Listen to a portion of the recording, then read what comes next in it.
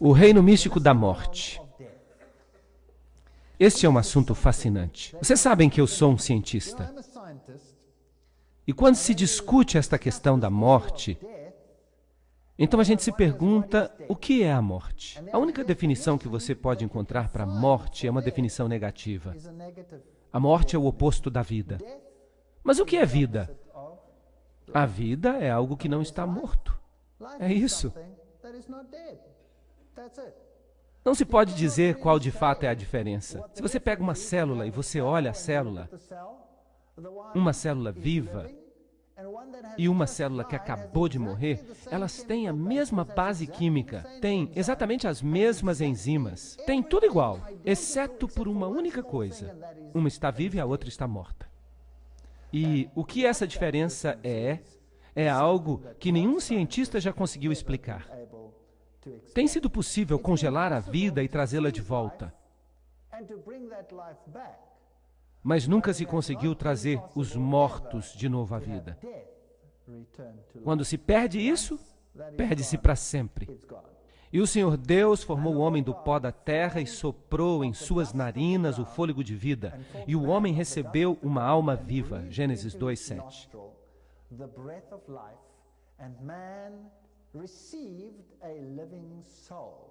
É isso que a passagem diz? Não, ela não diz isso. Ela diz, e o homem se tornou uma alma viva. Então, em outras palavras, se nós olharmos bem o texto, nós temos dois componentes. Nós temos o pó da terra, a matéria, a substância material, que por si só não tem vida. E então ele soprou em suas narinas o fôlego de vida. Ele lhe deu vida. Ele deu algo que fez algo que não estava vivo se tornar vivo. E ele chamou isso de alma viva.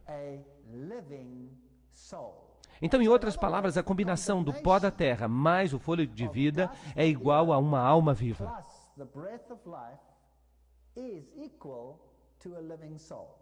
Essa é a fórmula da vida. Agora, esse fôlego de vida, será que isso sozinho é uma entidade viva? Será que isso é algo que pode existir num outro mundo, que flutua, que tem um pensamento inteligente? Será que isso é uma alma penada? Ou será que isso é apenas ruach, a palavra hebraica para fogo, metabolismo? Algo que faz com que nos tornemos vivos. Esta é uma questão importante. Agora, a Bíblia diz que você não tem uma alma viva. Quando essa combinação ocorre, você se torna uma alma viva. Então, o fôlego, o hebraico nefesh, o espírito, a respiração do homem, o espírito do homem. Então, a palavra fôlego pode ser usada com o sentido de espírito, ruach.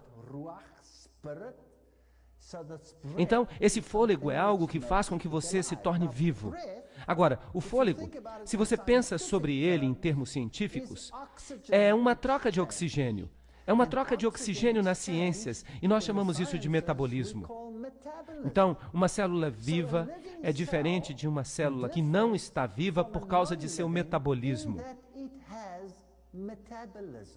Há alguma coisa que ocorre quimicamente nela que ninguém consegue repetir, uma vez que essa centelha de metabolismo se perde. Nenhum cientista consegue criar a vida. Ele pode juntar todas as substâncias, mas ele não consegue produzir vida.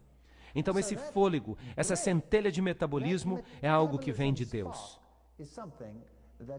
Todo ser que respira é exatamente isso que significa. E a palavra espírito ali, na concordância de Strong, número 7307, ruach, espírito, fôlego, vento, mente, respiração, ar, raiva, frieza, coragem, aquilo que nos faz vivos, esse metabolismo, esse ruach, esse espírito, esse fôlego, esse vento. Será que esta entidade viva, este vento, será que este vento é uma entidade viva? Ou será que o indivíduo, quando recebe essa combinação de pó e ruach, se torna uma entidade viva? Bem, a fórmula diz, ele se torna uma alma viva. Nefesh, alma, vida, pessoa, mente, criatura, o próprio corpo. Você se torna você, é isso que significa. Essas são definições que vêm diretamente da concordância hebraica. Então, quando você está vivo, você é uma alma vivente. Você é Nefesh, uma alma vivente. Você se torna uma entidade. Você não é duas entidades, você é apenas uma entidade. E o Senhor Deus ordenou ao homem dizendo, de toda árvore do jardim tu comerás livremente, mas da árvore do conhecimento do bem e do mal tu não comerás dela, pois no dia em que dela comeres, tu certamente morrerás. Gênesis 2, 16 e 17. Agora, o que isso significa?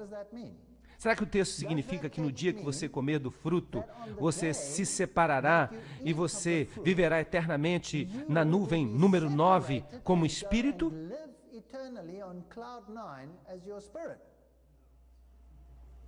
Ou será que significa que você será separado?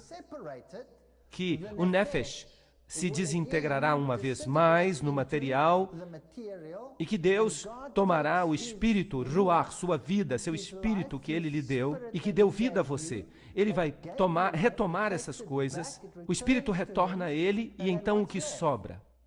Pó. É isso, é isso. É muito importante que nós compreendamos esta questão. É isso que a Bíblia de fato diz. Mas o diabo diz outra coisa. A mentira do diabo. Tu certamente não morrerás. Gênesis 3, 4. Então, Deus diz que tu certamente, o quê? Morrerás. E morrer significa não viver, certo ou errado? Certo, mas o diabo diz, não, não, não, tu não morrerás. Isso significa que tu viverás. Agora, no mundo de hoje, o que as pessoas creem? Creem que você morre ou que você vive para sempre? Se você for mal, você vai para um lugar quente. E se você for bom, você vai para um bom lugar. Vocês sabem o que o mundo crê? Assim, em outras palavras, de fato não é algo muito ruim, porque você apenas descarta este corpo, mas continua-se a viver. Qual é o problema? Eu vou viver eternamente de qualquer jeito, mas Deus diz, tu morrerás, e o diabo diz, tu não morrerás. Então um deles está mentindo e o outro está dizendo a verdade. Romanos 6, 23 diz, o salário do pecado é a morte. Morte. Pois Deus sabe que quando tu comeres dela, os teus olhos se abrirão e tu serás como Deus. Mas melhor do que isso, o diabo promete que quando você morrer e quando você comer do fruto, você não vai morrer. Você vai ter vida eterna. Você vai se tornar maior e melhor e semelhante a Deus. Isso é impressionante. E muitas religiões creem exatamente nisso. Se você pega o hinduísmo, então você não morre, você continua a viver no mundo espiritual. E você fica reencarnando e voltando cada vez melhor. E você suplanta o karma da sua vida passada. E eventualmente você atinge um estado de bem-estar e você se torna um Deus vivo. E você pode ser adorado nesta terra. E eles adoram as pessoas todo o tempo. Não é isso que acontece? Então você se torna maior e melhor. Minha pergunta sempre é, por que isso acontece? Se as condições estão se tornando cada vez piores, se eles estão se livrando do seu karma por milhões de anos, e se eles estão ficando cada vez melhores, então eles não estão fazendo um bom trabalho? Eu não acho que eles estão fazendo um bom trabalho, porque tudo está tão ruim neste mundo. Então, os teus olhos se abrirão e tu serás como Deus, conhecedor do bem e do mal. Gênesis 3, 5. Então o diabo disse isso, e o mundo inteiro acredita na mentira, em vez de acreditar no que Deus diz. Teu pai é o diabo, e tu praticarás as concupiscências do teu pai. Ele era assassino desde o início, e nele não havia verdade, porque não há verdade nele. Quando ele fala uma mentira, ele fala de si mesmo, pois ele é mentiroso e pai da mentira. João 8,44. A Bíblia não suaviza as palavras. Em relação àquilo que foi dito no Éden, Deus disse, tu morrerás. Isso significa que a vida, a entidade viva que consistia do pó da terra e do espírito, o ruach, o fôlego, a centelha de vida, o processo metabólico, Deus vai tirar isso. E então você deixa de existir.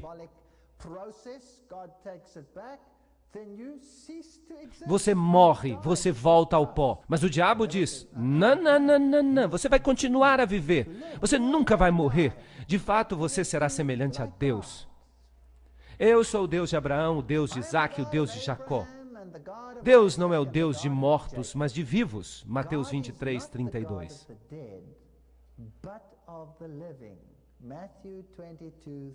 Vamos ler outro verso, Marcos 12, 27. Ele não é um Deus dos mortos, mas o Deus dos vivos. Portanto, errais grandemente. Pois ele não é um Deus dos mortos, Lucas 20, 38, mas dos vivos, pois todos vivem para ele. Agora, isso é fascinante, porque Deus diz que ele é o Deus dos vivos.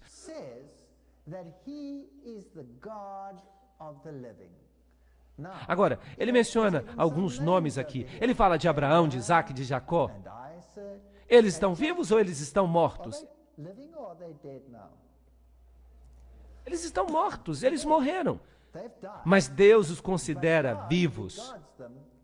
Será que isso significa que eles vivem por aí como almas penadas agora? Ou será que eles estão vivos em Cristo? Em Cristo há vida eterna para eles.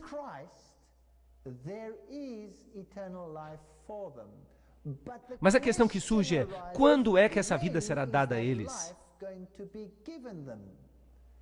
E a resposta que a Bíblia dá consistentemente é a ressurreição. A Bíblia ensina a morte, mas se você está em Cristo, a ressurreição ocorre para a vida eterna. Os outros sistemas ensinam que quando você morre, você recebe a vida instantaneamente, você continua como espírito, e você vive eternamente como espírito. Mas então também há um ensinamento de que você ressuscita e o espírito volta para o corpo. Então o espírito precisa voltar e o corpo precisa ressurgir. Mas como viverão então no futuro? Novamente como corpo. E enquanto isso eles vivem como espírito, mas eles nunca morrem. Isso não está consistente com o ensinamento bíblico. O resumo final é que Deus não conta aqueles que morreram em Cristo como mortos. Ele os conta como vivos, porque nele eles têm vida. Agora, Osíris, o Deus dos mortos, Osíris era adorado não como Deus dos vivos, mas como Deus dos mortos. De fato, a principal coisa que podia acontecer a você era morrer. Porque quando você morria, você estava com Osíris, e Osíris era aquele que lhe dava o gozo eterno. Então Osíris era o Deus dos mortos, em oposição a Jesus Cristo, que é o Deus dos vivos. Tutmoses III parece ter escrito um livro chamado Amduat, o Guia para o Reino dos Mortos. E foi ele que inventou então o sistema sobre o qual se baseia a fé gnóstica. Todo o culto a Osíris, que nós examinamos na noite passada, de certa forma se baseia no Deus dos mortos. Então você tem dois deuses em tempos antigos. Yahweh, o Deus dos vivos, Cristo Jesus, Yahweh, o Salvador, é isso que significa. Ele é o Deus dos vivos. E você só pode ter vida através de Cristo, porque em Cristo e em ninguém mais há vida. Mas Osíris era o Deus dos mortos. Então o Deus dos mortos era realmente um Deus que concentrava-se na morte e não na vida. E a veneração dos mortos era um sistema que foi atribuído a Osíris. Então, no sistema religioso, você tem várias divindades, e Osíris é o que pesava você na balança para ver se você era aprovado. Ele, então, é também o juiz. Agora, no sistema bíblico, quem é o juiz? Todo julgamento foi dado a quem? Foi dado a Jesus. Jesus é o juiz. Ele é o Deus dos vivos. E Jesus diz, se estais em mim, nada tendes a temer. Eu sou o juiz, eu sou o advogado. Eu sou tudo isso em um só. Osíris é aquele que pesa as suas obras e vê se as suas obras são obras boas, e ele pesa as suas obras más. E se você tem mais obras boas do que obras más, então você pode ir para um bom lugar. Mas se você tem mais obras más do que obras boas, então você vai para um lugar ruim. Então o ensinamento de um lugar ruim do outro lado e de um lugar bom do outro lado é baseado no culto a Osíris. E você tem que comparar esses dois cultos com muito cuidado. Ensinava-se, por exemplo, que Anubis, o deus cão, uma outra forma de Osíris, o deus dos mortos. E que quando você morria, era ele que guiava você através desse processo que ocorria do outro lado. Então, quando o faraó morria, toda a sua família devia morrer. Todos os seus funcionários deviam morrer com ele. E eles provavelmente morriam alegremente, porque eles estavam simplesmente passando para o outro lado para servir numa capacidade mais exaltada do que eles serviam antes. Então eles não tinham que temer. Há religiões hoje em dia em que as pessoas estão preparadas para fazer tudo quanto é tipo de coisa doida para poder entrar nesse estado de gozo. Eles até se explodem para entrar nesse estado de gozo. Eles não têm conhecimento das Escrituras com respeito ao fato de que isso é uma tolice. Então se pensava que a vida continuava após a morte. E que ela aliviava os fardos que você carregava, levando a você para viver numa nuvem do céu cheio de gozo. Agora, a veneração e a consulta aos mortos são proibidas na Bíblia. Deuteronômio 18, 12 e 18 diz: não se encontrará entre vós aquele que faz o seu filho ou a sua filha passar pelo fogo. Agora, será que as religiões ainda praticam as caminhadas no fogo? Sim ou não? Sim, claro que sim. Vá para o Oriente. E com respeito às religiões do mundo ocidental e à nossa sociedade, vocês sabiam que no processo de educação das grandes companhias hoje em dia, andar pelo fogo se tornou tão comum porque há instrutores que pertencem à nova era e eles treinam você para posições de autoridade no mundo dos negócios. E eles fazem com que os que estão sendo treinados andem sobre o fogo, para que eles vençam os seus temores. Isso é algo que Deus proíbe? Ele também proíbe o uso de adivinhação, o uso de encantamento, a consulta a bruxas e médiums. Mas, no entanto, hoje em dia fala-se muito de Harry Potter e seus amigos. É legal ser um bruxo ou uma bruxa, ser um encantador, um consultador de espíritos familiares, um bruxo, um necromante, alguém que consulta os mortos. Pois todas essas coisas são abominações ao Senhor. E por causa dessas abominações, o Senhor teu Deus as tirou de diante de ti. Deuteronômio 18, 10 a 12.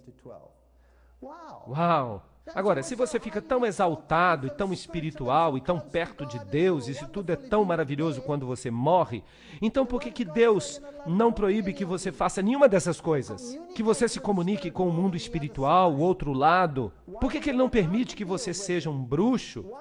Por que você não pode fazer essas coisas? Por que não? Porque quando você morre, você está morto.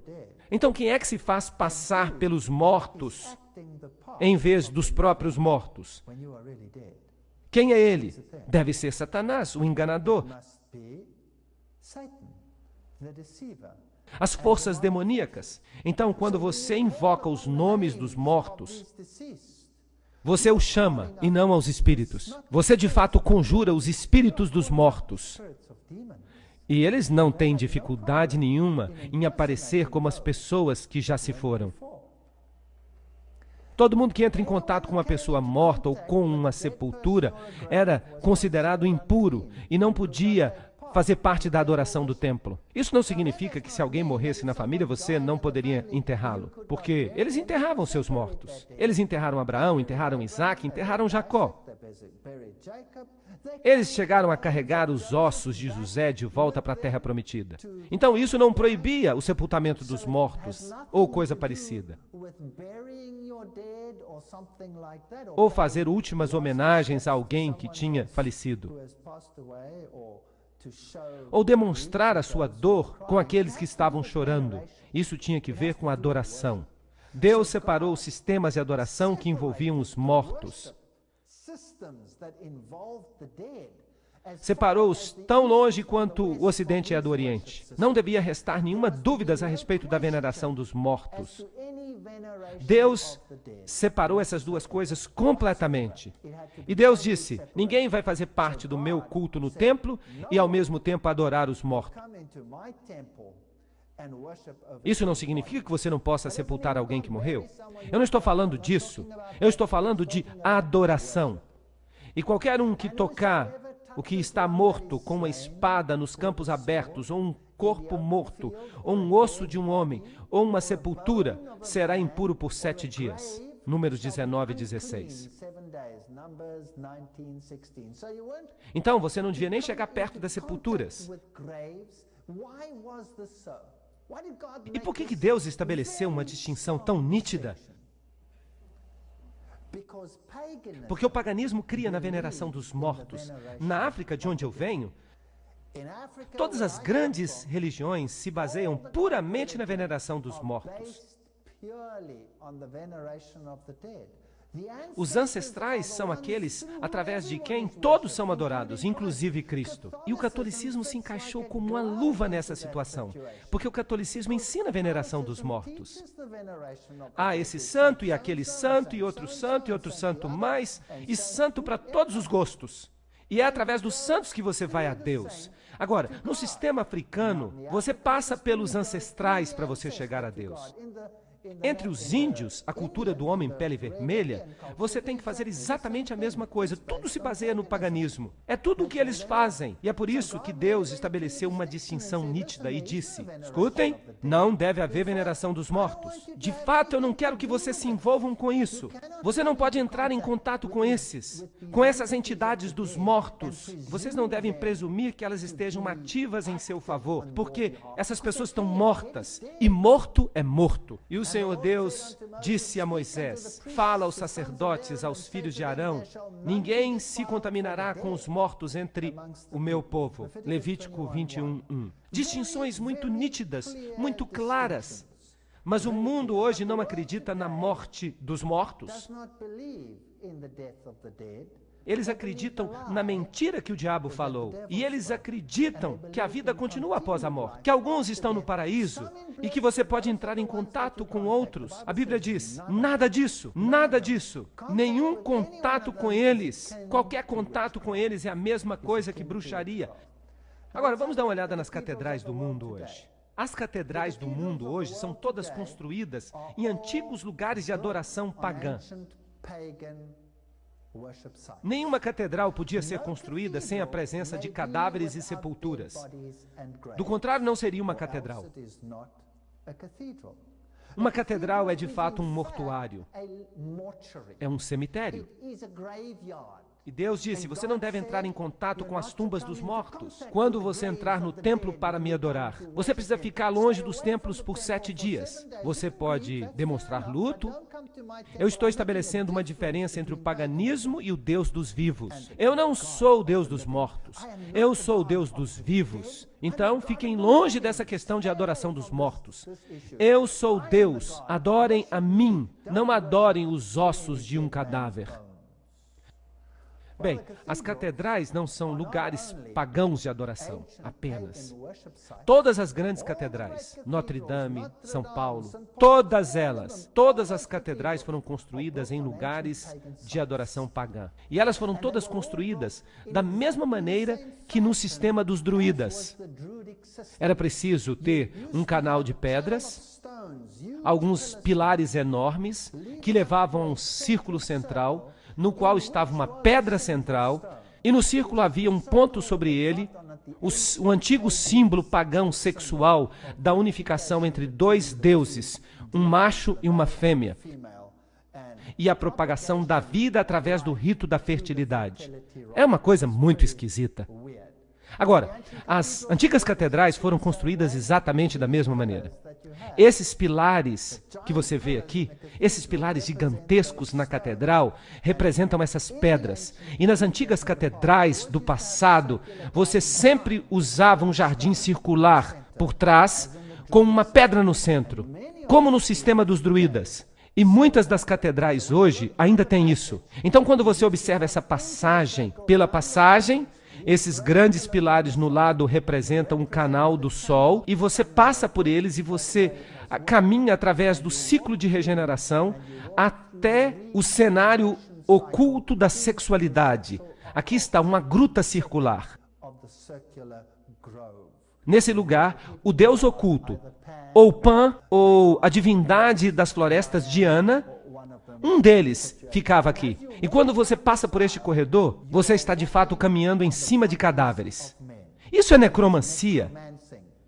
Essa é a época do sistema dos druidas. De fato, você não podia celebrar uma missa em nenhuma igreja desse sistema religioso sem que houvesse o osso de um corpo de santo debaixo do altar. Era preciso que houvesse um osso, porque somente os ossos de um homem morto, ou um pedaço do cadáver, qualquer pedaço fosse, podia realmente nos dar acesso a Deus. Uau! Isso é algo que Deus proibiu nitidamente e algo que é praticado de modo geral hoje em dia. Então, no sistema dos druidas, é isso que você tem. Aqui você tem Stonehenge. No passado usavam-se canais, essa espécie de corredor aqui de pedras, com pedras de cada lado. E então eles cobriram as pedras dos lados. Então eles cobriram as pedras do lado e colocaram isso aqui na frente.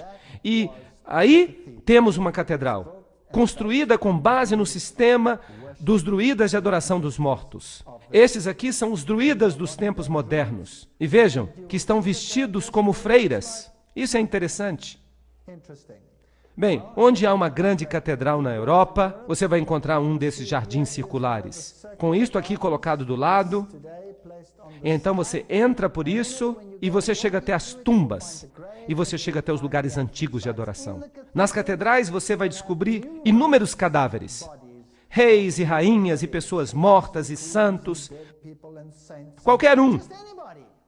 Mas precisa ter muitos cadáveres. Geralmente de pessoas importantes. Então aqui nessas catedrais vocês têm todas essas tumbas. Algo que Deus havia terminantemente proibido. Aqui está a tumba do rei Eduardo, o velório com cones de pinho e toda a roupa que tem que ver com o paganismo. Aqui nós temos o osso de um santo. Eu já estive em muitas catedrais e eu fico me perguntando, qual é o santo que está debaixo deste altar? Porque no altar onde se celebra a missa, você tem que ter estruturas de ossos. Então aqui, por exemplo, esta aqui vem da Catedral de Londres. Debaixo do altar, no porão, você encontra essas tumbas e essas relíquias. E se você algum dia tiver a oportunidade, vá até o porão e dê uma olhada você mesmo. Você vai encontrá-los ali. Não existe nenhuma igreja católica romana, não existe nenhuma igreja anglicana, não existe nenhuma igreja paganizada em que você não encontra esses ossos. E eles continuam a construir igrejas assim. Quando você entra nessas igrejas, aqui nessa Catedral Católica Romana, há uma tumba gigantesca, bem aqui. E você entra nessa tumba. Algo que Deus disse, tu não farás. Aqui está uma catedral interessante que eu descobri na Alemanha. Ali está o símbolo do sol, por falar nisso. Ali está o altar. Então, ou no altar ou debaixo, diretamente debaixo do altar, existe uma tumba. Agora, normalmente você não a vê de dentro da igreja. Você tem que olhar do lado de fora da igreja por uma entrada lateral. Mas, nesta catedral, a entrada estava bem na igreja. ela descia exatamente daqui, e você podia descer do altar. E é claro, quando você chegava lá embaixo, você descobre que tem uma tumba, porque você não pode celebrar a missa sem tumba, por causa da veneração dos mortos. E eu desci. Eu enfiei minha câmera aqui só para poder mostrar a você a tumba. Aí está ela. E o altar está ali também, no topo. Isso é a adoração dos mortos. Algumas tumbas são bonitas. Esta aqui está na catedral em Londres e na Europa, onde você vá, você desce o corredor dessas catedrais e você descobre que você está andando em cima de ossos de pessoas. Ossos por toda parte. Esse aqui é John Gent. Ele morreu no dia 13 de agosto de 1767. Mas você vai encontrar outras pessoas aí. Agora, nesse sistema, o deus dos mortos era ou Seb, no sistema egípcio, que depois se tornou Saturno. O deus Saturno. E o símbolo de Saturno era um crânio com 2 ossos, que é também o símbolo dos piratas, é claro. E também é o símbolo do deus dos mortos. Mas esse não é o símbolo de Jesus Cristo. Esta é uma catedral católica romana na Europa. Lá em cima você tem a Fênix. Aí está o símbolo de Lúcifer. Não é o símbolo de Jesus Cristo. E você encontra aqui Anubis. Eles nem se dão ao trabalho de esconder isso. Anubis, o deus dos mortos egípcios. Então você escolhe. Você quer servir o deus dos mortos ou você quer servir o deus dos vivos? Você escolhe qual? E o catolicismo em geral? O Papa entre nós. A santificação do padre Joseph Gerhard. Aqui temos um exemplo moderno de um ser humano que é santificado, que é canonizado. E vocês ficariam surpresos em descobrir quem pode ser canonizado. Qualquer pessoa que fez algo para Roma pode ser canonizado, virar santo. Estão discutindo muito a canonização de um cardeal hoje em dia. Uau! Então, se isso acontecer, você vai poder orar para ele. Bem, em qualquer caso, aqui de novo está o símbolo do sol. E no catolicismo, a veneração dos mortos é muito, muito proeminente. É por isso que as antigas religiões pagãs se associaram prontamente com o catolicismo.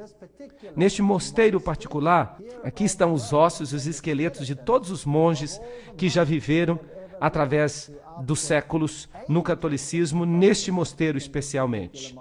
Aqui, quando você morria, você não era enterrado. Você era separado e depois limpo, e depois você se tornava parte da decoração. E quando você entra no lugar, diz que você pode se beneficiar das obras justas. Porque nas vidas desses monges, eles fizeram obras mais justas do que eles precisavam para ir para o céu. Então, houve uma sobra de justiça. Então, eles puseram essa bacia aqui. E nela você pode juntar a justiça que escorre deles. E isso não é piada. Isso é uma doutrina católica. Eu era católico, eu fui católico. Então você entra aqui e você pega um pouco da justiça que escorre, você anda por aqui e ora aos mortos. Aqui todos os ossos e crânios estão em pé aqui, em Roma. E os sacerdotes dizem que isso equivale a levar os ancestrais à missa. O que está acontecendo de fato é que eles estão fazendo rituais de magia negra em seus cultos. E isso está acontecendo por todo o mundo, na África especialmente. E esse tipo de adoração antigo do ancestral está vivo e voltou hoje ao que era no início. Então você pode orar a esses santos, você pode pedir a sua mediação, você pode tomar emprestado um pouco da sua justiça, do seu excesso de justiça, e Jesus Cristo, que é o único mediador entre Deus e o homem, é marginalizado. Você nunca conversa com ele, porque você está ocupado com suas audiências, com os ossos desses homens mortos que estão aqui.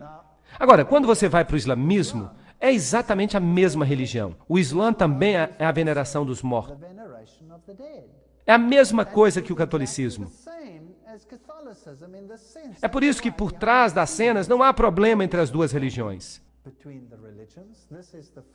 Aqui temos uma famosa mesquita na Síria, uma das mesquitas mais velhas. E por falar nisso, esta mesquita é o lugar que o Papa escolheu para pedir desculpas por todas as obras más que aconteceram no passado em nome da religião.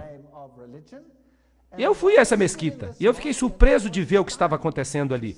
Aqui vocês podem ver os muçulmanos orando neste altar particular. Esse é um altar fascinante, porque neste altar aqui, na mesquita, está o corpo de um personagem interessante. De fato, não está todo o corpo, está apenas a cabeça. E é o fato de sua cabeça estar enterrada aqui, debaixo desses pilares, que faz com que a mesquita seja um lugar de adoração. Alguém pode dar um chute aí para me dizer de quem é a cabeça que está nessa mesquita? A cabeça de João Batista. Agora, você vai ficar surpreso de que João Batista, que é reverenciado pelos cristãos, devesse estar numa mesquita reverenciada pelos muçulmanos.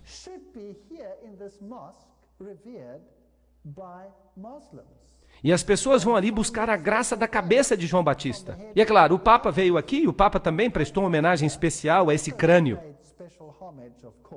É claro que eu não sei se essa é mesmo a cabeça de João Batista.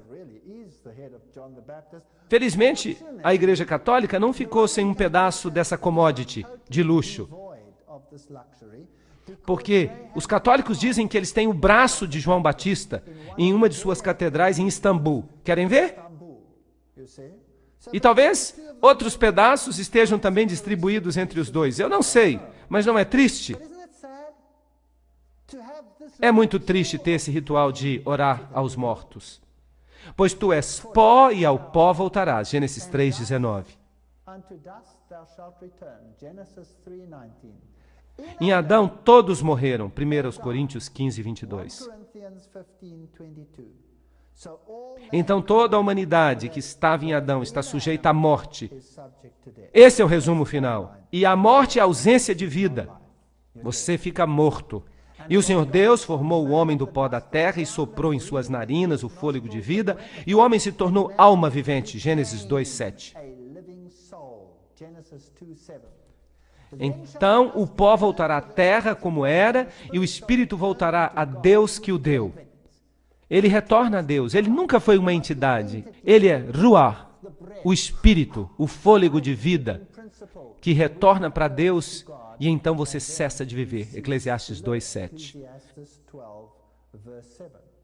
Vamos ler o que acontece aqui em Jó 27:3.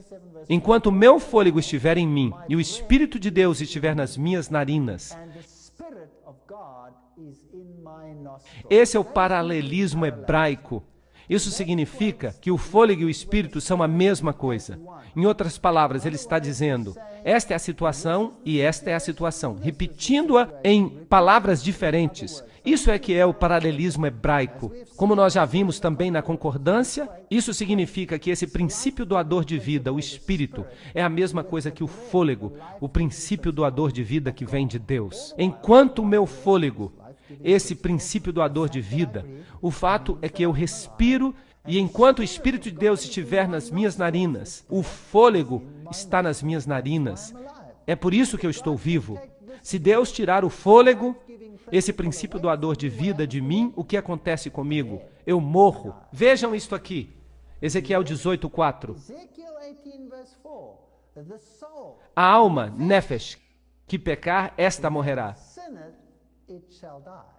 Então as pessoas dizem, eu morro porque a minha alma permanece viva. Não, não, não. A alma é a entidade que está viva. Ela significa o corpo mais ruach, o espírito. E quando eu morro em pecado, eu morro. Esta alma, nefesh, a entidade viva, morre, deixa de existir. Assim, a alma não é uma entidade separada que vai e se senta numa nuvem lá no céu e fica tocando harpa.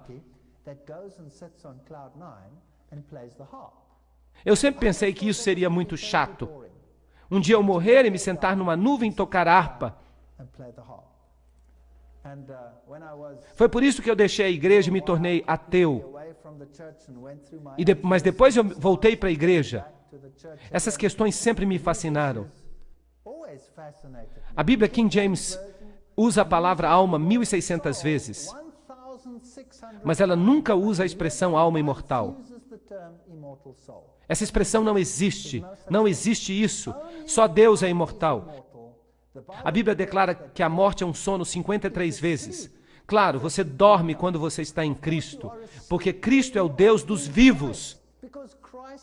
E quando você morre, a Bíblia diz que se você está em Cristo, é como se você estivesse dormindo. E Deus há de acordá-lo no dia final. Vamos ver então o que acontece quando você morre.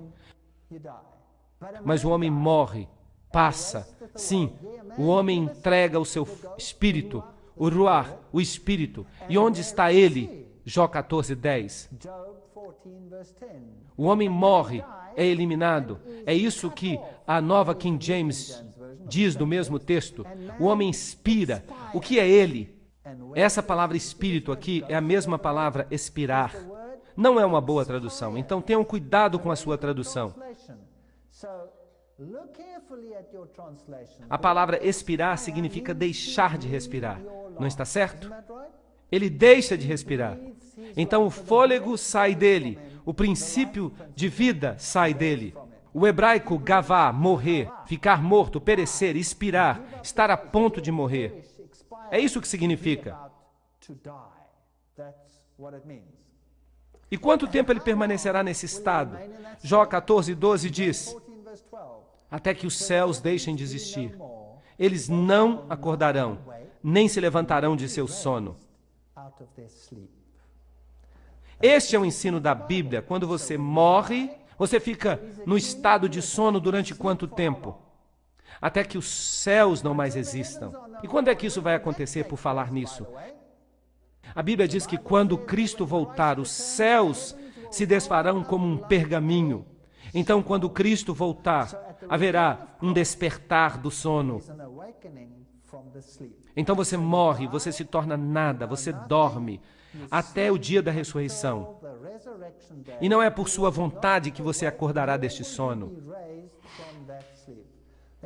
Vamos dar uma olhada no exemplo prático que Jesus deixou para nós. João 11:11. Nosso amigo Lázaro dorme. Lázaro era um amigo de Jesus Cristo. Jesus Cristo era um amigo de Lázaro. O nosso amigo Lázaro dorme. Mas eu vou despertá-lo do seu sono. Agora os discípulos pensaram: bem, este homem está falando a respeito de um Lázaro que está doente e que está dormindo. Senhor, se ele está dormindo, ele ficará bem. Mas Jesus estava falando da morte. E Jesus chamou do seu sono. Mas eles pensavam que ele estava descansando, o sono do repouso. Então Jesus disse claramente para eles: Lázaro está morto. Percebem? Lázaro está morto. Mas para Cristo, Lázaro estava o quê? Dormindo, porque Cristo é o Deus dos vivos, não um Deus dos mortos. Então, aqui ele estava dormindo. E Abraão? O que Abraão está fazendo para Cristo? Dormindo. E é isso que significa. Então Lázaro está morto, mas para Cristo ele estava apenas dormindo. Deus não se esquece dos mortos. Eles estão em Cristo. Deus tem um bom HD. Ele tem um registro pleno de sua entidade como você é. E quando ele diz, volte, aí está você, perfeito, como estava antes, ou até melhor. Senhor, se tu estivesses aqui, meu irmão não teria morrido. João 11:21. Agora, quando Jesus vem até Lázaro, ele é confrontado por Maria, que diz, se você tivesse estado aqui, ele não teria morrido. Mas o seu irmão se levantará de novo. João 11:23. Jesus a conforta e diz, qual é o problema? Você não tem fé? O seu irmão há de se levantar. Mas escutem a resposta dela. Ela responde, João 11:24, eu sei que ele está no céu e que um dia ele vai voltar e retornar ao seu corpo na ressurreição. É isso o que ela diz aqui? Não. Ela diz, eu sei que ele se levantará na ressurreição no último dia.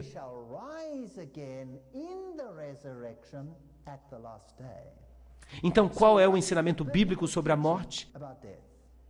O ensinamento bíblico sobre a morte é que você morre. E é um estado de sono, uma inconsciência total, mas Cristo há de levantá-lo no último dia. E para demonstrar que ele tinha poder sobre a morte, ele ressuscitou a Lázaro dos mortos. Mas, Senhor, a essa altura, ele já cheira mal, pois ele está ali há 4 dias. João 11:39. Mas Jesus disse a ele: Lázaro, vem para fora. E Lázaro veio para fora e disse: Senhor, por que tu me chamaste? Eu estava me divertindo tanto no céu. Ele não fala nada disso, nem uma palavra. Lázaro continuou com a sua vida como se ele tivesse despertado de um sono. Não há questão que ele não estava no céu ou em qualquer outra parte durante esse período. E quando os teus dias se cumprirem, tu dormirás com os teus pais. 2 Samuel 7:12. Para Daniel, ele disse, leia o último verso de Daniel. Ele diz, Daniel, tu dormirás, mas tu te levantarás de novo nos últimos dias. E nos últimos dias, hás de receber a herança que te está reservada. Eles todos dormem em Cristo.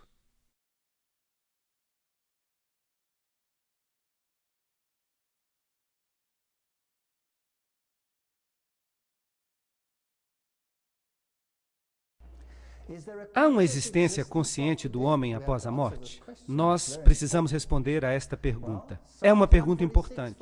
Bem, Salmo 146:4 diz, este fôlego, este ruar, este princípio doador de vida, o Espírito de Deus retorna a Deus, ele retorna a esta terra, e nesse mesmo dia os seus pensamentos perecem. Então, quando você morre, não há mais pensamento. Não há mais pensamento cognitivo. Pois os vivos sabem que vão morrer, mas os mortos não sabem nada. Também o seu amor e o seu ódio e a sua inveja, tudo isso perece. Eclesiastes 9:5-6. Então, quando nos dizem, há uma casa mal assombrada ali, é uma casa mal assombrada porque o cara que vivia ali teve um caso com fulano de tal. E eles o mataram. E agora esse casal fica assombrando aquela casa e ficam brigando e discutindo por causa da inveja que tem do seu relacionamento, do relacionamento que eles tinham antes de morrer. Essa explicação é bíblica ou não? Ela está totalmente fora da Bíblia, totalmente fora da Bíblia. Pois os vivos sabem que eles vão morrer, mas os mortos não sabem nada. Tanto o seu amor quanto o seu ódio, a sua inveja, tudo isso perece. Então, quando o príncipe Charles da Inglaterra consulta uma pessoa que já morreu, com quem ele está falando de fato? Ele não está falando com essa pessoa que já morreu. Ele pode pensar que está falando, mas a Bíblia diz que essa pessoa não o ajudará em nada, porque os seus pensamentos pereceram. Essa pessoa não existe mais. Os mortos não louvam ao Senhor, nem aqueles que já desceram ao silêncio. Salmo 115:17. Então, quando você morre, as pessoas dizem, aquela pessoa está agora no céu, na presença de Deus, louvando a Deus. Não, não. O Salmo 115:17 diz, os mortos não louvam o Senhor, nem aqueles que já desceram ao silêncio. Não há nada lá embaixo, nada, apenas silêncio. Pois na morte não há lembrança de ti, na sepultura quem te dará ação de graças? Salmo 6:5. Ninguém. Você não pode louvar a Deus depois que você morrer. Se você quer louvar a Deus, você tem que louvá-lo agora. Você não terá uma segunda chance mais tarde. Não existe purgatório onde você possa queimar alguns dos seus pecados veniais para que você encontre graça diante de Deus. Pois aquilo que acontece com os filhos dos homens acontece também com os animais. Está escrito, aquilo que acontece com os filhos do homem acontece com os animais. O que acontece com um acontece com o outro. Assim como um morre, o outro também morre. Então os animais e os homens morrem do mesmo modo. Todos eles têm um fôlego.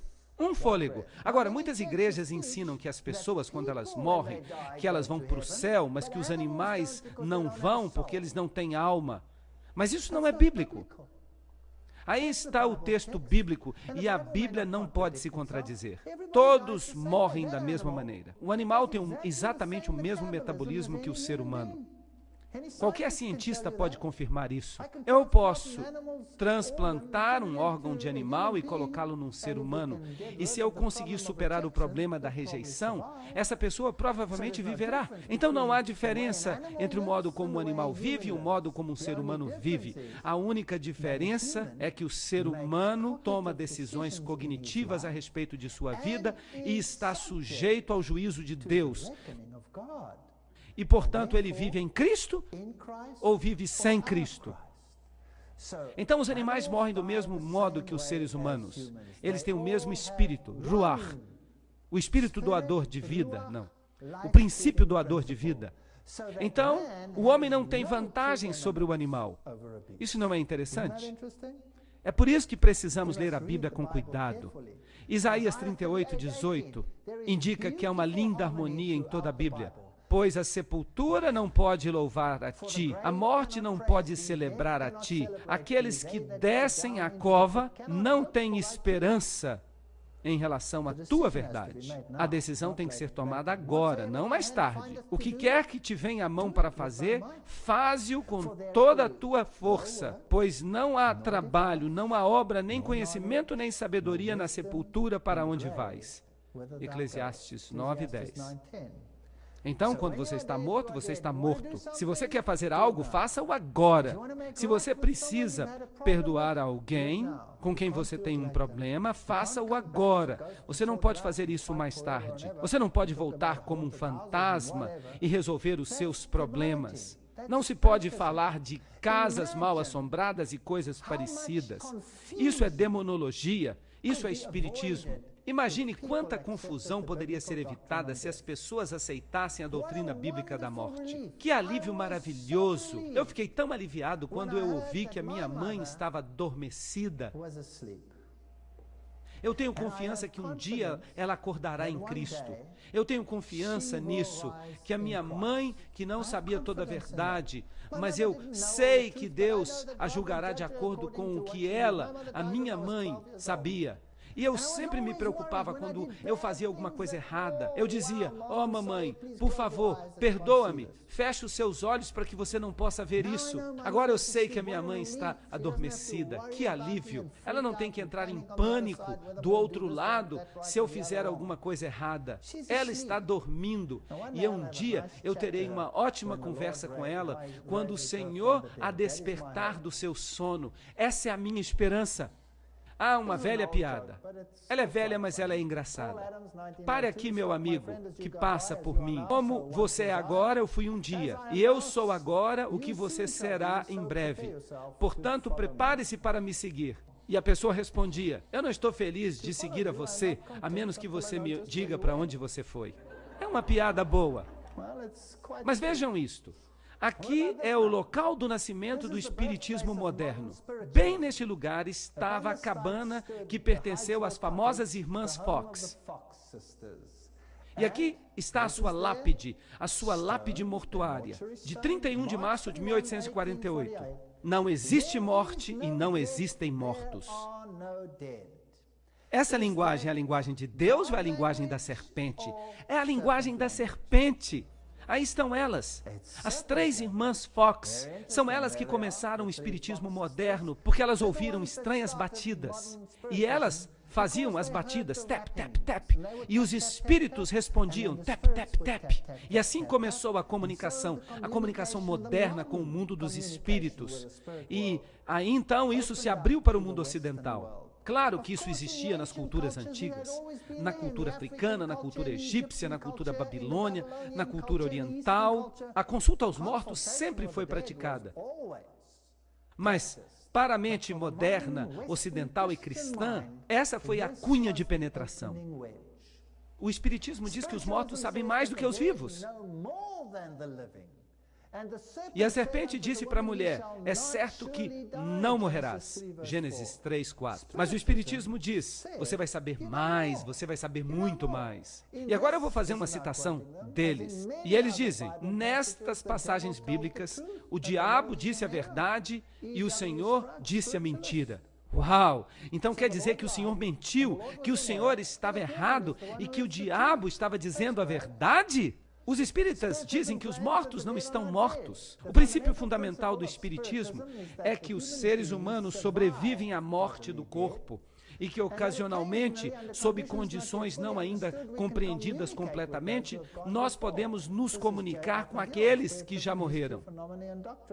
Então eles dizem, você não está morto, mas a Bíblia diz, você vai morrer. Bem, então quem está certo e errado? Um dos dois tem que estar errado. O Espiritismo argumenta que os mortos se comunicam com os vivos. Não há morte no túmulo. Eu converso frequentemente com os mortos. Eu não posso duvidar que as pessoas continuam vivas depois da morte, porque eu falo o tempo inteiro com elas. Escrito pelo Sir Oliver Lodge. Uau! De fato, o Espiritismo está vivo e é praticado nos mais altos escalões da sociedade de hoje. Nos mais altos níveis da nossa sociedade. Reis, rainhas, imperadores, presidentes, todos eles o praticam. Algo que a Bíblia proíbe. Está escrito no jornal O Pensador Progressivo, de 18 de maio de 1929. O que o espiritualismo é e faz? Ele remove todo o medo da morte, que é realmente o portal para o mundo dos espíritos. Eis aí o misticismo oriental, da adoração a Osíris. Trata-se de Anubis. Ensina-se que a morte não é a interrupção da vida, mas uma mera mudança de condição. O Espiritismo é a mensagem de Deus para os mortais, declarando que não há morte, que todos aqueles que já morreram ainda vivem, que há esperança na vida além para aqueles que são mais pecadores. Continue a pecar. Não importa. Você pode consertar isso mais tarde, pois toda alma progredirá através dos séculos até as alturas sublimes e gloriosas, onde Deus é amor e amor é Deus. E eu sempre digo, olhem para a Índia, olhem para Calcutá, como centenas de anos de encarnação melhorou a qualidade da vida lá. Isso é ridículo. Essa é a mentira mais patética do universo. E o diabo a inventou, e o mundo creu nela. Esse é o fato da questão. Assim como a nuvem desaparece, também aquele que desce à sepultura não retorna. Ele nunca mais voltará à sua casa. Jó 7, 9 a 10. Você não pode conversar com os mortos, porque os mortos não sabem de nada. E se você conversar com um morto, você está de fato conversando com o diabo, que diz, eu sou. Eu tenho fitas que mostram isso. O meu sogro estava profundamente envolvido com o espiritismo. Ele gostava da nova era. Ele acreditava em todas essas coisas. E eu posso contar a vocês histórias que vocês não crerão. Não percam a minha palestra de amanhã. Eu vou falar sobre o movimento da nova era. Seus filhos vêm para honrá-lo e ele não sabe de nada. Eles são humilhados, mas ele não percebe isso. Jó 14, 21. Então o que se prega na sepultura? Que eles estão olhando para você, não fique triste. Mas que conforto para mim, que a minha mãe nunca me viu. Ela não viu os meus erros, os meus equívocos. Ela está dormindo. E Jó 16, 22 diz, em poucos anos mais, eu irei para o lugar de onde jamais retornarei. E compete ao homem morrer uma vez, mas depois disso, o juízo. Hebreus 9, 26. Aí está, a reencarnação foi embora, adeus. Ou você acredita na Bíblia ou você acredita na mentira. Um dos dois. Não existe reencarnação. Não existe ciclo, não existe segunda chance, é agora ou nunca. Compete que o homem morra um dia, e então haverá a ressurreição e o juízo, quer nós gostemos disso ou não. Quando disserem a vocês, procurem um médium ou alguém que consulte os espíritos e murmure encantamentos, pois todos recorrem a seus deuses e aos mortos em favor dos vivos. O que vocês estão fazendo consultando os mortos? Falem com Deus, não consultem os mortos, não consultem as estrelas e os médiuns, não consultem os bruxos e os necromantes. A lei e o testemunho, se eles não falarem dessa forma, é porque não há luz neles, Isaías 8:20. Se eles não falarem de acordo com a Bíblia, esqueçam, eles estão mentindo. Assim, o Espiritismo e a morte estão unidos. Mas Deus e a vida estão unidos. Não considerem aqueles que têm espíritos familiares, não busquem os bruxos, não se contaminem com eles, pois eu sou o Senhor seu Deus. Levítico 19:31. Talvez os filmes de Harry Potter possam agradar a alguns, mas eles plantam as sementes nas mentes, e essas sementes amadurecerão e produzirão frutos de injustiça. Entidades espirituais que saem das pessoas, uivando pelas casas, bons espíritos, maus espíritos, bons bruxos, maus bruxos. Que monte de porcaria isso é! E os nossos filhos estão fazendo essas coisas. E fazendo onde? Até na igreja. Vocês acreditam nisso? Não coloquem a sua confiança nos príncipes, nem nos filhos dos homens, nem naqueles que não podem ajudar. O seu fôlego se vai, o seu ruach, a sua vida, volta para o pó.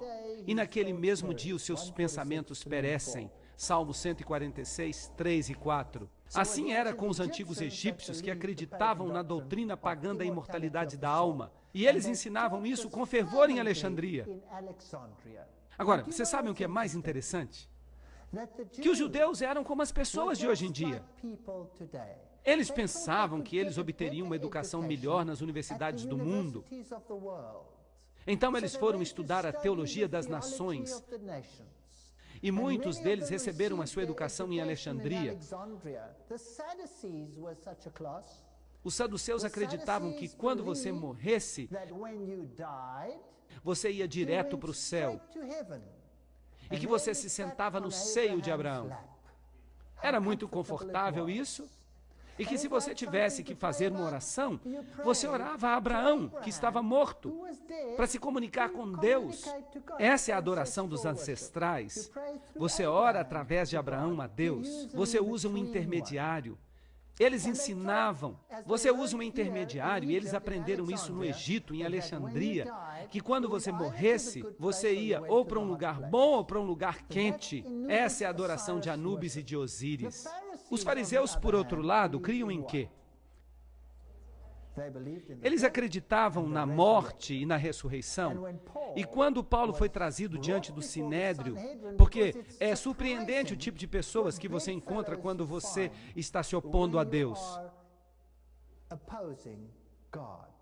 No que diz respeito à sua oposição a Cristo, os fariseus e os saduceus estavam em perfeita harmonia uns com os outros.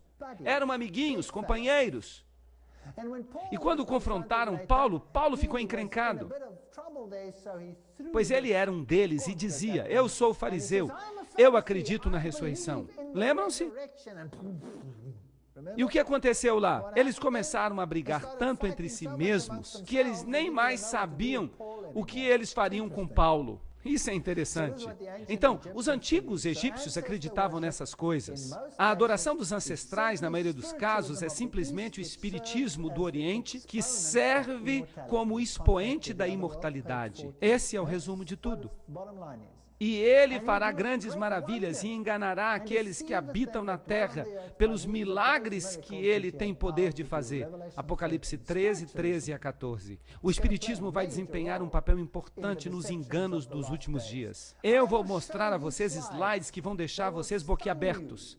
Eu tenho uma palestra que vai vir que se chama Sinais e Maravilhas. Não percam! Pois eles são espíritos e demônios que operam milagres, Apocalipse 16, 14. Quando Maria aparece ao mundo católico romano, ou ao mundo islâmico, como ela frequentemente faz, entre aspas, quem é que está aparecendo? Maria está dormindo, esperando a ressurreição. Então quem é que aparece? É um demônio que se finge de Maria. E não se admirem, pois o próprio Satanás se transforma em anjo de luz, segundo aos Coríntios 11, 14. O diabo assume a forma de Cristo. Ele aparece como Mitra. E ele diz, eu sou seu irmão, e em muitos ciclos eu fiz isso, e fiz aquilo outro. Mas isso é um absurdo.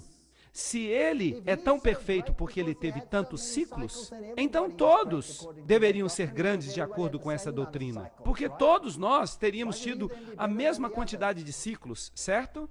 Por que então ele deveria ser melhor do que os outros? Mas eles estão todos mortos, nenhum deles está vivo. E é por isso que são demônios. Satanás e as aparições de Maria, exatamente a mesma coisa. Ou aparições de Guia, de Vishnu, de Siva, tudo é a mesma coisa. Mateus 7, 22 a 23 diz, muitos me dirão naquele dia, Senhor, Senhor, nós profetizamos em teu nome, e em teu nome nós expulsamos demônios, e em teu nome fizemos maravilhas. E então eu lhes direi, eu não vos conheço. Apartai-vos de mim, vós que praticais a iniquidade. Iniquidade, anomia, ir contra a lei de Deus. Efésios 6:11 diz, revesti-vos da armadura de Deus. Você não pode escolher alguns pedaços da Bíblia. Você tem que colocar toda a armadura para que você possa ser capaz de resistir às artimanhas do diabo. Se um espírito entrar aqui agora e me disser que é Jesus Cristo, como aconteceu no México, quando milhares de pessoas se prostraram num campo de futebol, quando ele apareceu, e o adoraram, alô? Quem é que está aparecendo aí? Se você quer ficar contra essas estranhas manifestações, então você deve se armar com a Bíblia. Bem, algumas pessoas dizem, e o ladrão na cruz? Jesus disse para ele, você vai estar comigo no paraíso. Vamos examinar isso com cuidado. E ele disse a Jesus, Senhor, lembra-te de mim quando tu vieres em teu reino. Lucas 23, 42. Aquele dia era a sexta-feira. E Jesus respondeu, em verdade eu te digo, hoje estarás comigo no paraíso. Lucas 23, 43. Então, você vê o ladrão com Cristo no céu, no dia em que ele morreu? Bem, isso depende de onde você coloca a vírgula, porque a vírgula não estava lá no texto original. De fato, o espaço entre as palavras também não existia no texto original. Tudo era uma frase só. Então, dependendo de onde você coloca a vírgula, pode-se também ler, em verdade eu te digo hoje, estarás comigo no paraíso. Então agora nós temos que fazer a pergunta. Jesus, o ladrão, esteve com você no paraíso neste mesmo dia, na sexta-feira? Ele esteve no paraíso com você nesse dia, sim ou não? Bem, em primeiro lugar, ele não pode ter estado lá, porque ele não estava morto ainda. Porque a Bíblia diz que quando o sábado estava terminando, disseram aos romanos, vocês precisam dar uma olhada nesses caras, eles ainda estão vivos. Então eles foram e fizeram o que com seus ossos? Eles quebraram os ossos. Mas quando eles vieram a Cristo, ele já estava morto. Então eles quebraram os ossos daqueles ladrões para que eles não pudessem descer da cruz no sábado, porque seria um sacrilégio persegui-los no sábado. Isso seria quebrar o sábado. Então, em primeiro lugar, aquele ladrão não tinha morrido ainda no sábado. Ele viveu além daquele dia. E, em segundo lugar, ele não esteve no céu. Porque Jesus não ascendeu ao céu no dia da sua crucifixão. Ele adormeceu na sepultura. Vamos examinar isso. Maria Madalena vem à tumba na manhã de domingo e Jesus disse para ela, não me toque, pois eu ainda não subi ao meu Pai. Então ele não pode ter estado com o ladrão no céu, porque ele ainda não tinha subido a seu Pai. Mas você vai aos meus irmãos e você diga a eles que eu subo para o meu Pai e para o seu Pai e para o meu Deus e o seu Deus. Assim, cedo no primeiro dia da semana, Jesus subiu ao céu. Ele não tinha subido ainda na sexta-feira e naquela noite ele estava de volta, porque ele apareceu entre os discípulos. Então, naquele dia, ele foi para o Pai e o Pai aceitou o seu sacrifício. Então, o ladrão não esteve com Cristo no céu naquele dia. Então Cristo disse, em verdade eu te digo hoje, estarás comigo no paraíso. Deus não se esquece dos mortos. Se um homem morrer, voltará a viver? Todos os dias do meu tempo eu aguardarei, até que me venha uma mudança. Tu hás de me chamar, e eu te responderei. Tu terás o desejo das obras das tuas mãos. João 14, 14 a 15. Então, ele morreria, ele adormeceria, e Cristo desejaria, ele anelaria estar com o seu povo. Cristo mal pode esperar o dia da ressurreição para que os mortos que dormiram em Cristo, naquele dia da ressurreição, para que ele possa lhes dizer: vinde, eu estou aqui, e eles então despertarão. Mas agora Cristo ressuscitou dos mortos, como as primícias dos que dormem. Pois assim como todos morreram em Adão, do mesmo modo todos viverão em Cristo. Cristo é as primícias. E depois dele, aqueles que são de Cristo, quando? Na sua vinda. Agora a Bíblia diz que houve uma oferta movida, uma oferta de primícias. Agora, quando Cristo se levantou dos mortos, houve um terremoto. O que aconteceu? As sepulturas se abriram e os mortos se levantaram. Alguns mortos escolhidos se levantaram. E aqueles mortos são as primícias da ressurreição.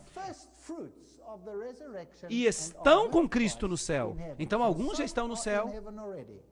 Também há outros que já estão no céu. Enoque nunca morreu. Ele foi para o céu, ele foi trasladado. Elias não morreu. Ele foi trasladado, ele foi para o céu. Moisés morreu, mas ele foi ressuscitado. Porque o livro de Judas diz que houve uma disputa por ele. E Elias, Moisés, Enoque e inúmeros outros que servem como sacerdotes na presença de Cristo. Porque havia 24 anciãos juntos, 24 com Cristo no santuário celestial. Então, há anciãos que estão servindo nas cortes celestiais. Portanto, alguns estão vivos. Eu me satisfarei quando eu despertar com a tua semelhança. Nós seremos transformados à semelhança de Cristo. Está escrito em Salmo 17:15. Na minha carne eu verei a Deus. Eu o verei por mim mesmo. Os meus olhos o contemplarão e não outros olhos. Então não se trata de um fantasma. Eu o verei como eu sou. E esse é um pensamento maravilhoso. De acordo com a própria palavra do Senhor, isso está nas Escrituras. Nós lhe dizemos que aqueles que estão vivos e que foram deixados até a vinda do Senhor, então quando o Senhor voltar, haverá os vivos que estão em Cristo e haverá os mortos que adormeceram em Cristo. Eles certamente não precederão aqueles que adormeceram, pois o Senhor mesmo descerá do céu e com grande voz, com a voz do arcanjo e com o clangor de trombetas, e os mortos em Cristo se levantarão primeiro. 1 Tessalonicenses 4:15 a 16. E depois disso, nós que estamos vivos, ele está falando dos vivos no final dos tempos, nós que somos deixados, seremos levados com eles às nuvens para nos encontrarmos com o Senhor nos ares. As nuvens, um paralelismo hebraico. Eu vou falar sobre isso numa próxima palestra. Elas são anjos, pois os anjos recolhem os eleitos e eles se encontram com o Senhor nos ares. E nós estaremos com o Senhor para sempre. 1 Tessalonicenses 4:17. Este é um ensinamento bíblico. Cristo retorna, os mortos em Cristo ressuscitam, os vivos são trasladados juntos, nenhum precedendo o outro, e nós nos encontramos com o Senhor no ar. Nós dormiremos até que Ele volte e bata na sepultura e diga: Dr. Martin, levante-se. Então eu me levantarei no momento e eu ficarei feliz com Ele para todo sempre. Este é o ensinamento de Martinho Lutero. Não se admirem disso, pois a hora é chegada, na qual todos os que estão na sepultura ouvirão a sua voz e sairão. João 5, 28 a 29. Aquele que tem o Filho tem a vida, e aquele que não tem o Filho não terá a vida. E nós temos que estudar isso com muito cuidado. 1 João 5, 12. Agora, ao Rei eterno, imortal, invisível, o único e sábio Deus, seja honra e glória para todo sempre. Amém. 1 Timóteo 1,17. Deus é imortal, mas eu não sou. Nós temos imortalidade pela graça. Eis que eu vos mostro um mistério. Nem todos dormiremos, mas todos seremos transformados em um momento, num piscar de olhos. Quando?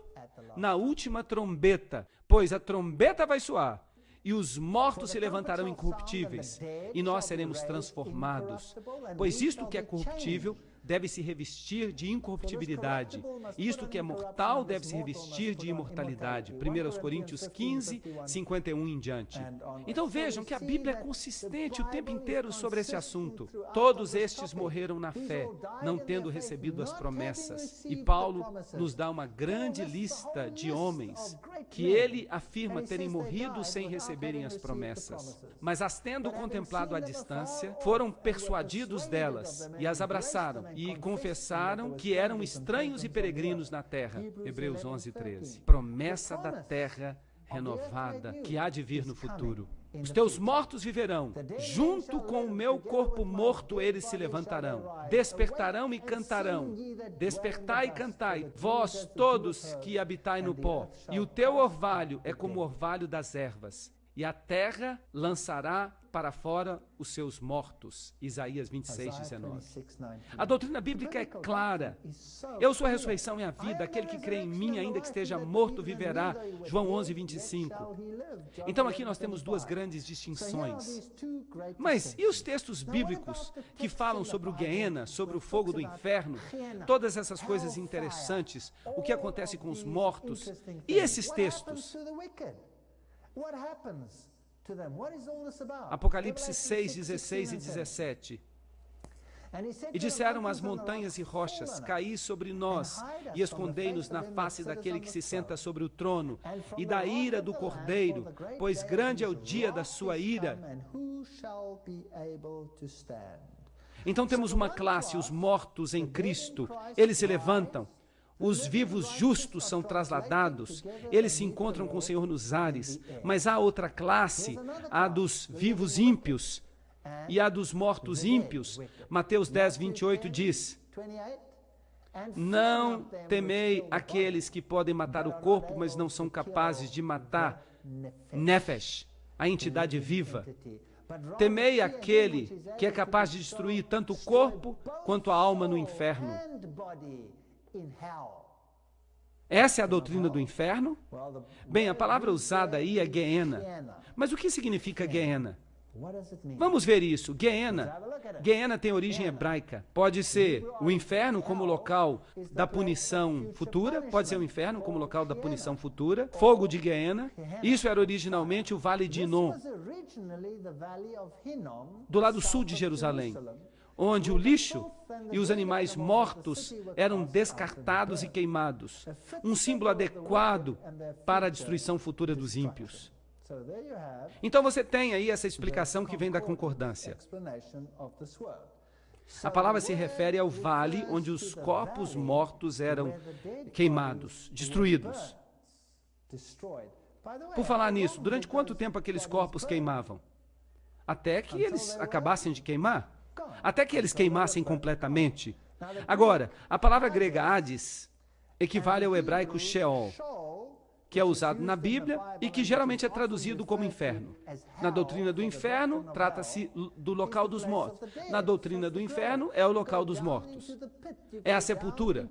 Você desce à cova, você desce ao Sheol, à tumba, você desce ao Hades, à sepultura, mas ela é também traduzida como inferno.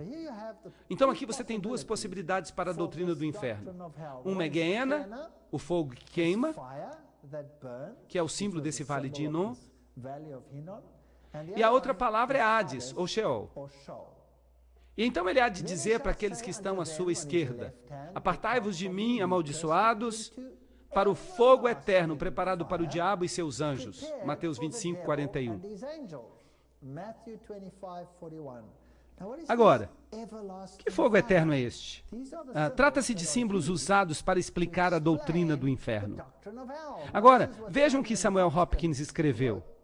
A doutrina católica é o seguinte: a fumaça de seu tormento subirá para sempre à vista dos benditos, diante dos seus olhos. Essa demonstração do caráter divino e da sua glória será a favor dos redimidos.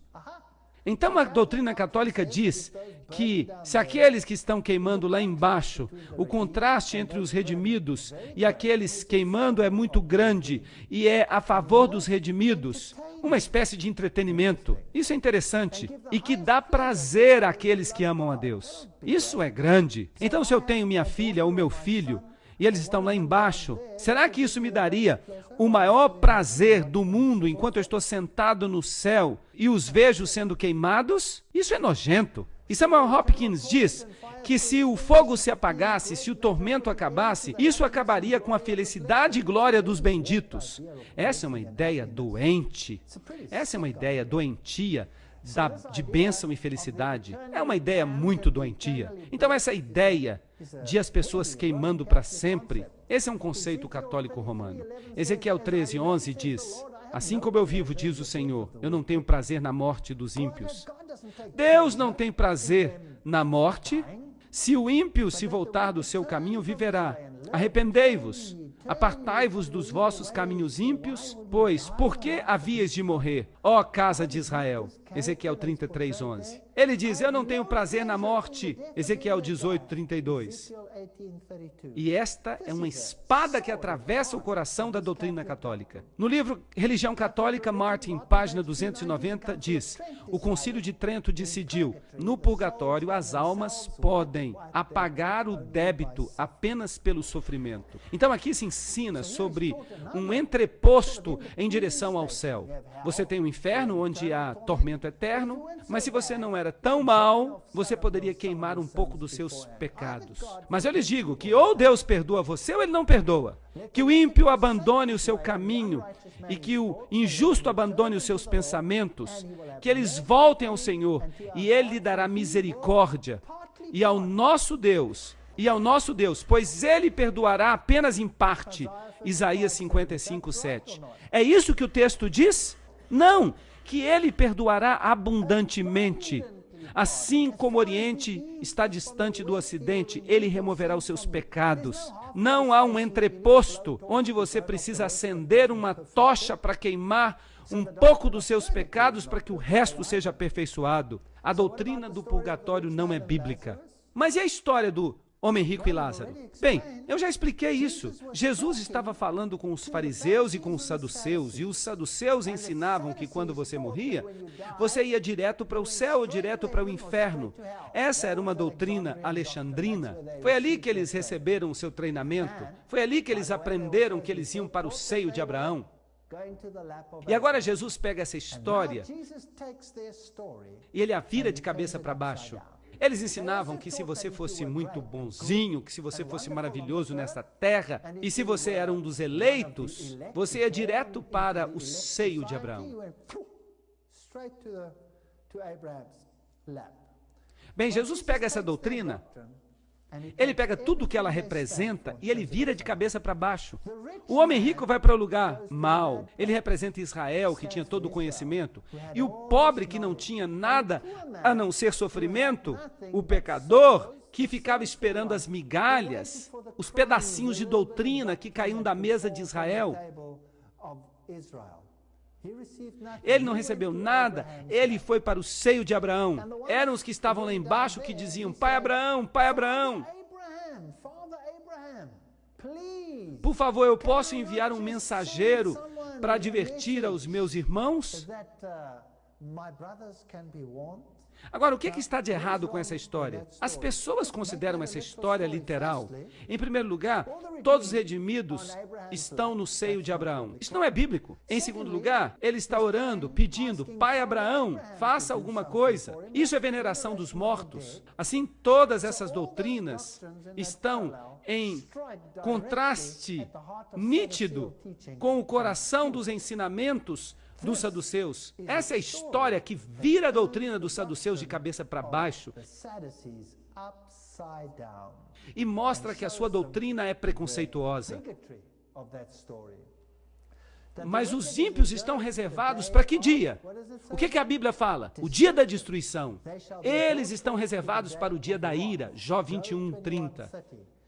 Na Bíblia você precisa colocar os textos juntos e deixar os textos mais simples explicar aqueles que são mais complexos. E isso há de acontecer na punição eterna. Mas os justos receberão vida eterna. Agora a pergunta é, a punição vai continuar para todo sempre? Ou será que é a consequência da punição que é eterna? Esta é uma pergunta que nós precisamos responder. E a morte e o inferno foram lançados no lago de fogo. Esta é a segunda morte. Ahá! Então a primeira morte é a que você morre. Literalmente, quando você morre, então você é ressuscitado para o julgamento. E o lago de fogo é a segunda morte. Então você morre uma segunda vez. E quem quer que não seja encontrado no livro da vida é lançado no lago de fogo. O que é isso? A segunda morte. Então, durante quanto tempo eles queimarão? É um sofrimento eterno? Ou a sua consequência que é eterna? Mas os ímpios perecerão e os inimigos do Senhor serão como novilhas gordas. Eles serão consumidos, em fumaça eles serão consumidos. Salmo 37, 20. Agora a Bíblia diz que eles serão consumidos. Então as consequências do fogo, de Geena, assim como aqueles animais morreram e foram consumidos, eles são consumidos e não existem mais, eles serão destruídos, eles serão queimados, consumidos. E fogo desceu de Deus e os devorou. Apocalipse 29. Então eles serão consumidos. Pois eis que vem o dia, que será abrasado como forno, e todos os orgulhosos, sim, todos aqueles que praticam a impiedade, eles serão como palha, e o dia há de vir, para que eles sejam queimados, diz o Senhor dos Exércitos, e eu não deixarei nem raiz e nem ramo. Malaquias 4:1. Eles serão queimados completamente. Eis os exemplos na Bíblia, tornando a cidade de Sodoma e Gomorra em cinzas. Ele os condenou com a destruição, tornando-os um exemplo daqueles que vivem impiamente. 2 Pedro 2:6. Agora, eles sofreram as consequências do fogo eterno. O fogo queimou eternamente? Ou são apenas as consequências eternas em termos de Sodoma e Gomorra? Sodoma e Gomorra ainda estão queimando hoje? Não, elas desapareceram para sempre. Essa é a consequência da expressão para todo sempre, o conceito de que é a consequência que é para sempre. Assim como Sodoma e Gomorra e todas as cidades ao seu redor que se entregaram à fornicação e que foram atrás de carne estranha, elas estão estabelecidas como exemplo da vingança sofredora do fogo eterno. É um exemplo da eternidade do julgamento, do juízo. Serão como se nunca tivessem existido, Obadias 16. Em outras palavras, os ímpios perecerão e serão consumidos. Deus não os queimará para todo sempre. Isso seria incrivelmente injusto, que por uma vida tão curta, as pessoas queimassem eternamente. Esse não é o caráter de Deus. Esse é o caráter que pertence a outra pessoa. A Bíblia não ensina isso, mas as pessoas distorcem a Bíblia para ensinar isso, mas ela não ensina isso. E tu pisarás o ímpio, pois eles serão, o quê? Cinzas, sob as solas dos teus pés, no dia em que eu estou preparando, diz o Senhor dos Exércitos. Aqui está o resumo de tudo. Se você tem a Cristo, você se levanta para a ressurreição. Se você está vivo quando Ele voltar, você será trasladado junto com os justos e você encontrará o Senhor nos ares. E então viverão por quanto tempo? Para sempre, pois em Cristo há vida. Sem Cristo não há vida, há morte.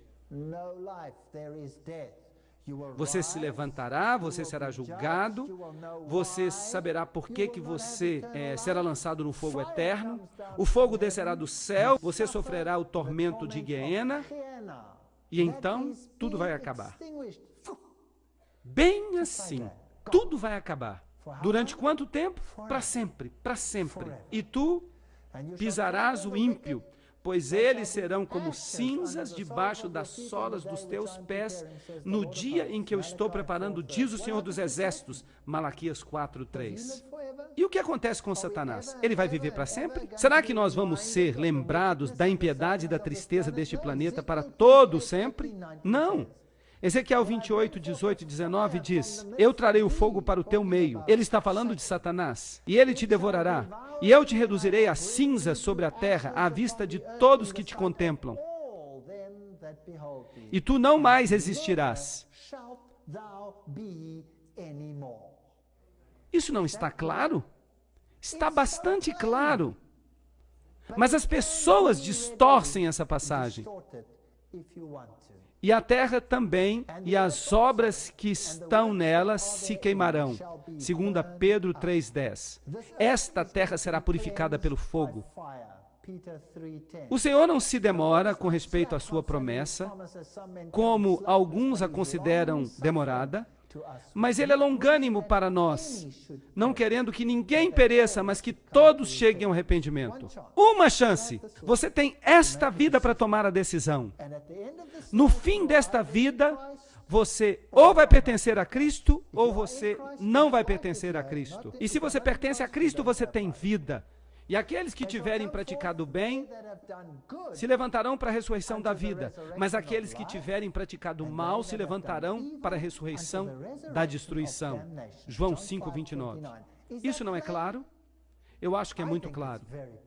Pois a trombeta soará e os mortos se levantarão incorruptíveis, e nós seremos transformados, pois o que é corruptível deve se revestir de incorruptibilidade, e aquilo que é mortal deve se revestir de imortalidade. Então há de se passar o que está escrito: a morte foi tragada pela vitória. 1 Coríntios 15, 52 a 54. E então, quando o pecado tiver sido removido, e os pecadores tiverem sido removidos, e os demônios tiverem sido removidos, Deus recriará o planeta. E eu vi um novo céu e uma nova terra, pois o primeiro céu e a primeira terra passaram. Então, em vez de estar no céu e ver os ímpios queimando por toda a eternidade, para que você se delicie no sofrimento deles, não existe essa doutrina doentia na Bíblia. Essa é uma doutrina do paganismo. Ela vem de Babilônia e foi ensinada no mundo inteiro. E as pessoas do mundo creem nela em todos os sistemas religiosos, inclusive na linha principal do cristianismo. E a linha principal do cristianismo foi tão longe a ponto de adorná-la com enfeites pagãos, de modo que as catedrais do mundo inteiro, elas se transformaram em templos pagãos dedicados à morte.